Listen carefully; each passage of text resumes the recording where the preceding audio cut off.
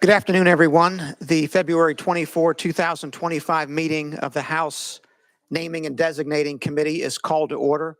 Madam Clerk, please take the roll.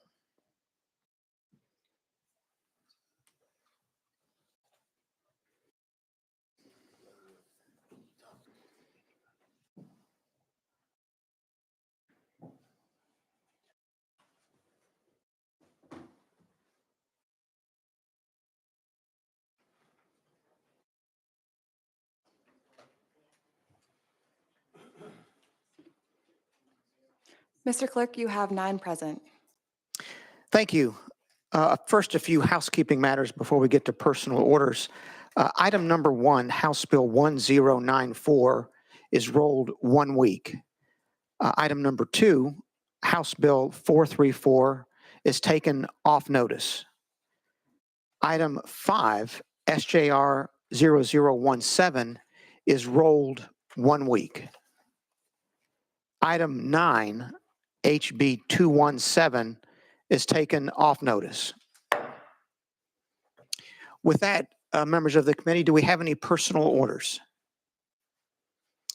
Seeing none, we will proceed to the first item on our agenda.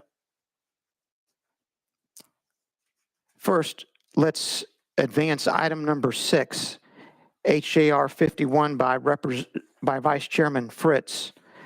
Do I have a motion? Motion. Second. You have a motion and a second. Chairman Fritz, you are recognized. Thank you, Mr. Chairman and committee.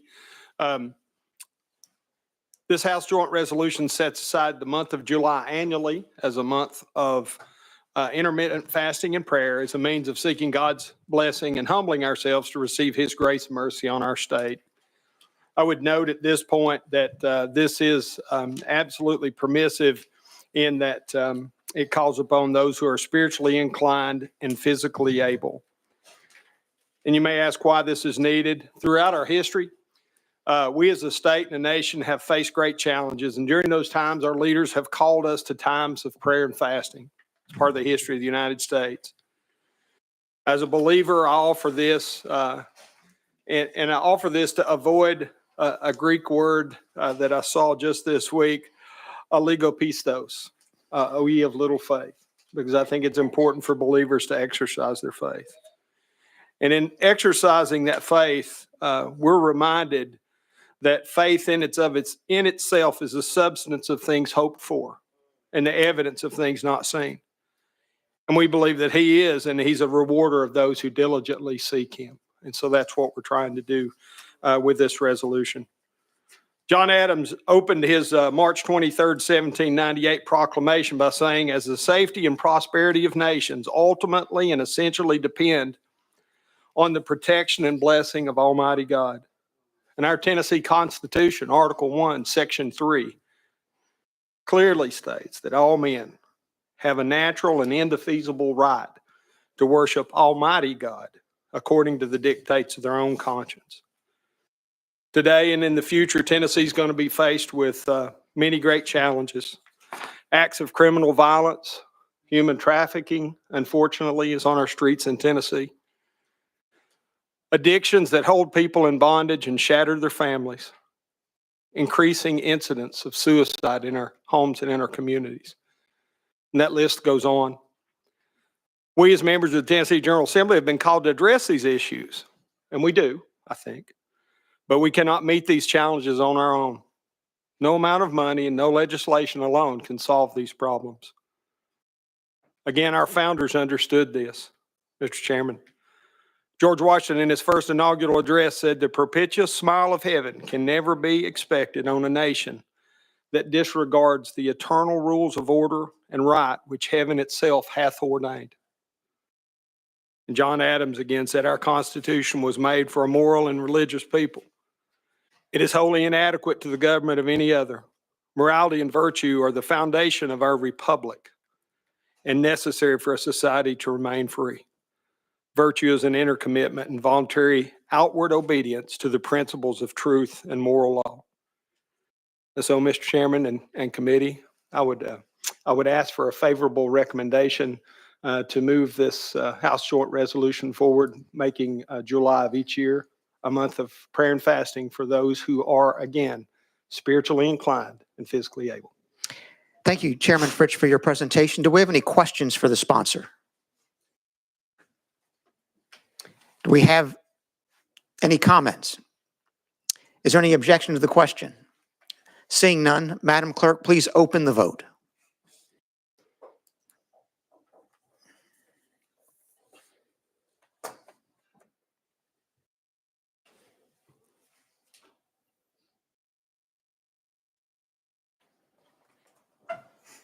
Has every member voted? Madam Clerk, please take the vote and announce the vote. Mr. Clerk, you have 8 aye, 2 nay. The bill passes. It's moving on to state and local government. Next on the agenda, we have item 3, HB 567. Do we have a motion? Motion. Is there a second? You have a motion and a second. Representative Hammer, you are recognized. Thank you, Mr. Chairman. I'm sorry to have to bring this bill to you during the lunch hour, but this is House Bill 567 is a great bill that we are doing to recognize Nashville's hot chicken as a state food. I was surprised to learn last year when we were doing legislation around adding hot slaw to our official state food that there were only 2 state foods, Memphis barbecue and now hot slaw. And we thought it was pertinent due to Nashville hot chicken's rich culinary history to add that to the state code. So that I'm happy to answer any questions. Thank you, Representative Hammer. Do we have any questions? Representative Warner, you are recognized.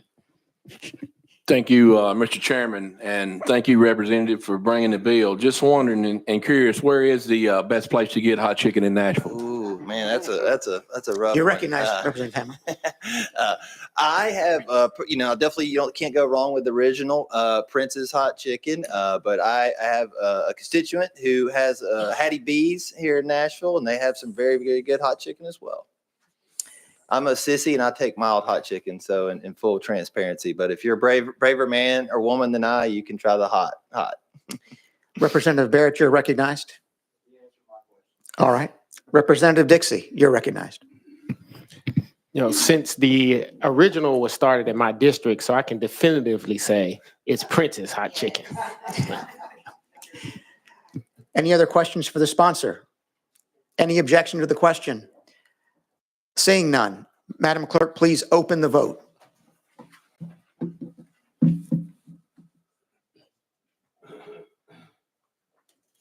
Madam Clerk, please close the vote and announce the vote.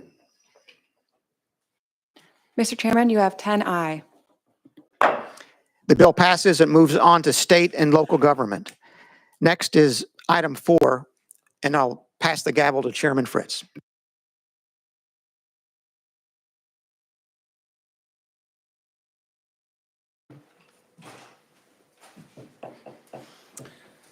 That brings us to item number 4, House Bill 346 by Chairman Bulso. Motion. Second. Chairman Bulso, you have a motion and a second. Would you like to explain your bill? Yes, thank you, Chairman Fritz. This is a bill that simply seeks to honor one of our prior members, someone who served for more than a quarter of a century in this body representing District 90 in Shelby County, John DeBerry. You've undoubtedly seen that we've got several desks in our House chamber already, maybe 4 or 5, that have plaques that indicate which representative used that desk when the representative served in this body and served with distinction and very honorably. And here, all of us are aware that John DeBerry was not just an outstanding member of the House, but he likely was the greatest orator that Tennessee House of Representatives had ever seen. And in fact, on August 12 of 2020, gave a remarkable address regarding his experience growing up in the segregated South that I think remains one of the most impressive orations ever delivered on the House floor. And with that, Mr. Chairman, I stand ready for questions. Thank you, Chairman Bulso. Do we have any questions? Representative Jones, I see your hand first. Thank you, Representative Fritz. To the sponsor, are you aware of any other desks that are named after living people? Because usually this happens after people pass away. Do we have any desks on the House floor named after anyone who's living? Go ahead. Thank you, Mr. Chairman. In direct response, I do not believe so, but certainly we've got the Beth Harwell Plaza that he is part of our Capitol complex here, and she obviously is still very much alive. Representative Jones. So the answer is no. There are no desks on the House floor named after living people. Does Mr. DeBerry work in any current job in the state government that you're aware of? Chairman Bolso. My understanding is that he has a position with Governor Lee's office. Representative Jones. Are you aware that Mr. DeBerry serves as a senior advisor to the governor and he's being paid $18,947 a month? Again, that amount is $18,947 a month. And what does that job do? He was the #1 advocate for the governor's voucher plan, which was a scam. And it's gonna hurt. Representative Jones, let's stay on. We're recognizing the man, not how much money he makes, please. And stay on the focus of the man himself and whether we're going to recognize a desk to be named after him. Thank you. Go ahead. I think the people of my district would not want us to honor someone who pushed through a voucher scam that's going to defund our public schools and privatize education and did it for a check of over $18,000 a month. It is wrong. And I think that every member of this committee who was against vouchers should know that he was one of the biggest advocates who the governor tromped out. I'm going to stop you one more time. And it's not like baseball. You don't get 3 strikes. So let's stay on Mr. DeBerry, on the bill in front of us, rather than politicize previous events or the salary this gentleman makes. Please, Mr. Jones. Thank you, Representative Fritz. Again, there are 99 members of the House, each General Assembly. We are choosing to honor one specific member, former member, who spent his most recent actions as his #1 priority, trying to privatize our schools. That does not seem like something that deserves further accolades. I think $18,000 a month is enough because it's being paid for by the taxpayers. And so my question to you, Representative Bolso, is out of all the members that we've had before this General Assembly, there are members who've passed recently, Representative Halford. There are members who have served throughout history. Why should we choose somebody who is in an ongoing practice of harming the most marginalized students in our state? I'm going to go ahead and stop you there, Representative Jones. Chairman Bolso, answer that if you'd like to. You're done, Mr. Jones. Thank you, Mr. Chairman. No, I'm happy to respond to the representative. I think for a couple of reasons. One, we're talking about a representative who served with distinction for more than a quarter of a century, which is remarkable in its own right. But I think we can all agree that Representative DeBerry was unique. He's sui generis. There has never been someone like him to serve in our body before. And almost certainly there will never be another one like John DeBerry in the future. And so for those reasons, I submit, Mr. Chairman, that the motion should carry. Thank you, Chairman. Representative Marsh. Thank you, Mr. Chairman. And I have, I've talked to the clerk's office about naming something while somebody's still alive. And I understand what we're doing. And I want to say that I don't want to wish him any bad luck and maybe he should die because we're doing this. But I want to say I've been up here for 15 years and Representative DeBerry has been advocating for schools and children every single year I've been up here. I think that's one of the reasons we want to do this because he has been such a formidable advocate for children across the state, especially in his district. And I think he's done an excellent job. Thank you. Thank you, Representative Marsh. Chairman Bolso. No response. Thank you, Speaker Marsh. Other questions? Representative Bricken. Thank you, Mr. Chairman. Just a kind of a question regarding the designation itself or the plate or whatever is going to be on the desk. Is the wording right there just saying the desk of Representative John DeBerry? Would it not be appropriate to put his tenure of serving from 2000 whatever to 2000 whatever as part of the plaque? Chairman Bulso. Thank you, Mr. Chairman. I think the short answer is yes. I think the designation is just which desk and in whose honor, but the actual language that'll be placed on the plaque should definitely include Representative Travis, among other things, the remarks that you've just made. Okay. I mean, I just didn't know who crafted the wording for what goes on the plaque. Chairman Bulso. Thank Go you, ahead. Mr. Chairman. That remains to be done. We could perhaps agree on the language through the amendment process as the bill goes through the committee system. And I'll certainly be happy to talk with you further about that because I think that is an excellent suggestion. That's it. Thank you, Representative Bricken. Representative Barrett. Thank you, Mr. Chairman. I would just like to point out and say this on the record that in this period of hyper partisanship that we are suffering through right now, I think it's notable and commendable, Chairman Bolso, for you to bring this resolution attempting to honor someone who was a member of the minority party who now serves with the governor from the majority party and has done so honorably in many, many ways.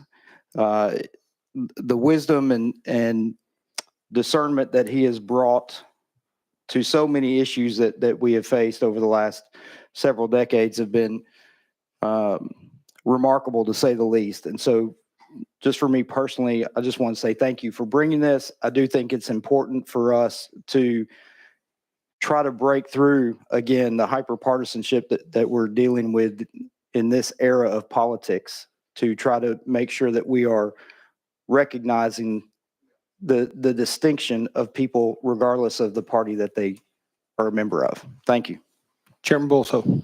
Thank you, Mr. Chairman, and thank you, Representative Barrett, for those comments. Representative Dixie.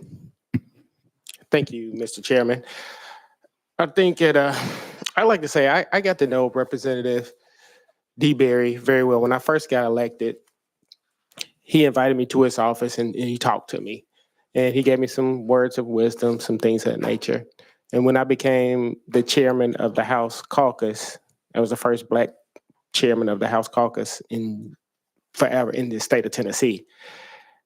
I think that I got to know him as a person and as a man. And he is a very principled person. Unfortunately, sometimes we didn't align on certain things, but we did align on a lot of things. The school choice was not one of them. But at the end of the day, he was a very principled person.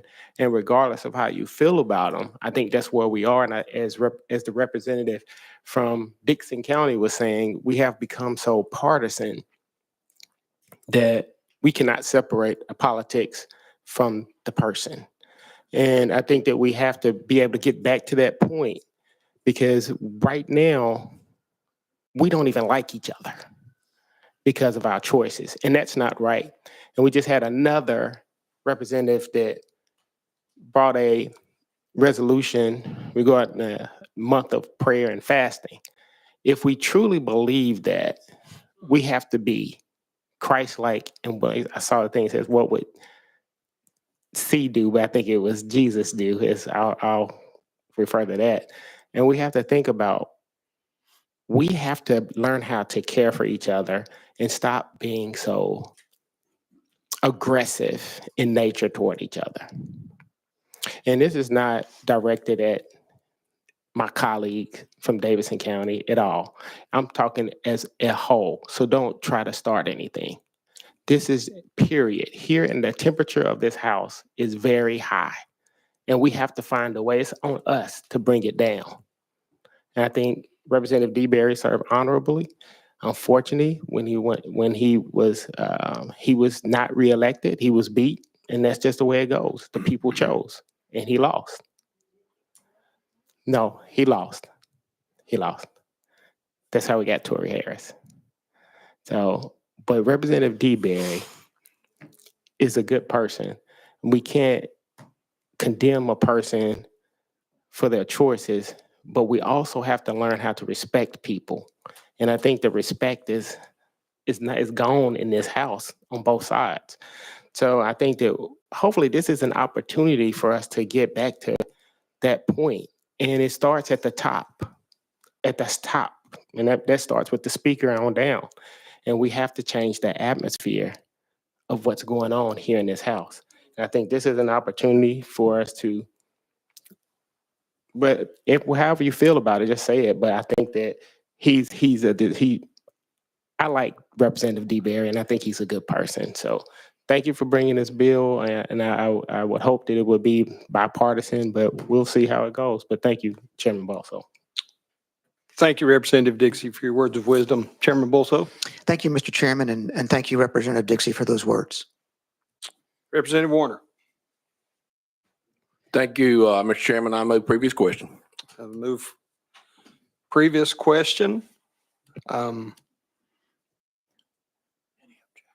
Any objection to previous question? Seeing no objection, clerk, can you please take the vote?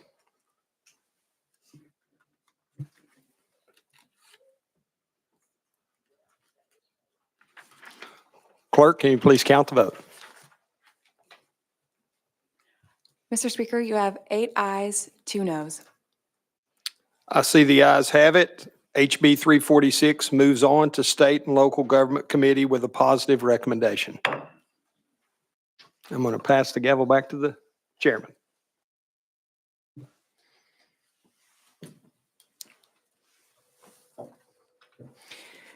Next, we have item number 7, HJR 80. Do I have a motion?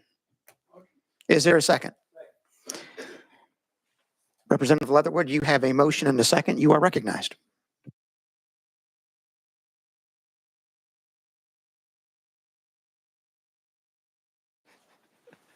Thank you, Mr. Chairman and committee. HJR 80 would simply designate May of 2025 as Hypertension Awareness Month.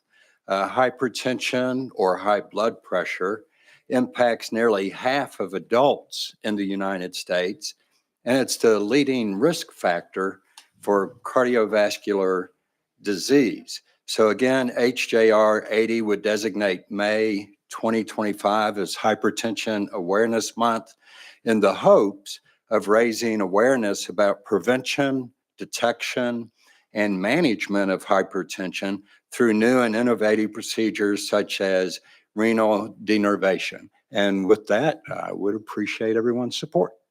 Thank you, Mr. Sponsor. Do we have any questions for the sponsor? Representative Bricken. Thank you, Mr. Chairman. I guess the question is, this is May of 25, not May every year? You're recognized. That is correct, as it is shown here. Okay. I think it should be annual, but. I guess I could take that as a friendly amendment if we did those on the fly. Let's maybe do that at the next level, Chairman. There you go. Any other questions for the sponsor? Seeing none. Any objection to the question? Seeing none. Madam Clerk, please open the vote.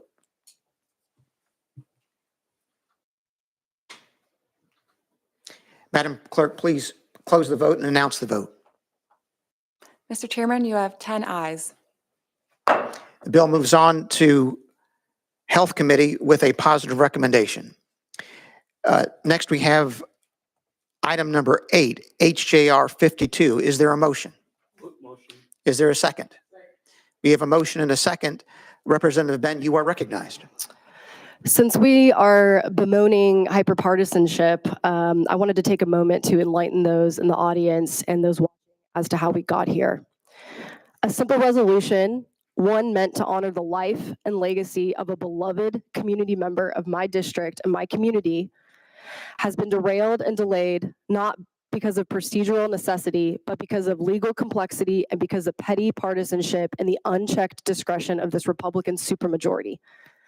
Let me be clear, the consent calendar exists for precisely these kinds of resolutions, bipartisan, non-controversial, and a collective acknowledgement of the people of our districts to make Tennessee better. Yet somehow this resolution was pulled from the consent calendar and sent to this committee, not for cause, not for correction, but for control. This is what absolute power looks like. It's the power to decide who gets recognized and who doesn't, whose memory is deemed worthy, and whose is delayed indefinitely. To those watching, let me be frank, this is not normal. It is not necessary.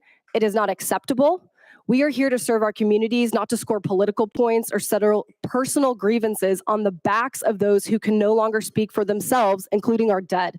So on behalf of the residents of House District 51, this is bullshit. Are there any questions for the sponsor? Any comments on the bill? Any objection to the question? Seeing none.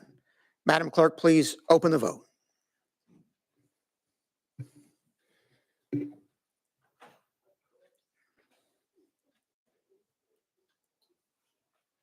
Has every member voted?